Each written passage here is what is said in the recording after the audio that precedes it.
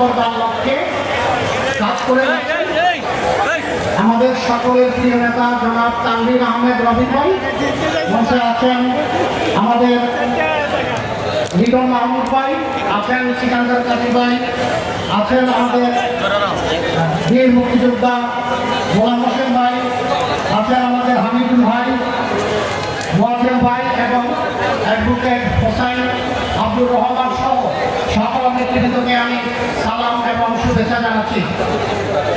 আমরা সকাল থেকেই এটা 3টি প্রোগ্রাম হচ্ছে। সকালে আমরা মধ্যে একটি প্রোগ্রাম করেছি, তারপরে খিলগাতে আমরা আরেকটি প্রোগ্রাম করেছি, এখন সবুজবাগেও আমরা উপস্থিত আছি। আমাদের এখানে যে নেতারা আছেন প্রত্যেকেই প্রতিটি প্রোগ্রামেই অংশগ্রহণ করেছেন, প্রত্যেকেই টায়ার আছেন। যাই হোক, সকলকে আমি ধন্যবাদ জানাই।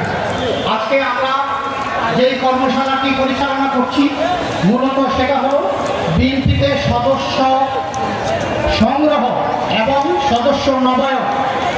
আমাদের সিনিয়র নেতারা প্রতিটি প্রোগ্রামে বলেছেন, যারা ত্যাগী আছেন, যারা দীর্ঘদিন আন্দোলন করেছেন, সংগ্রাম করেছেন, তারাই এই দলের সদস্য।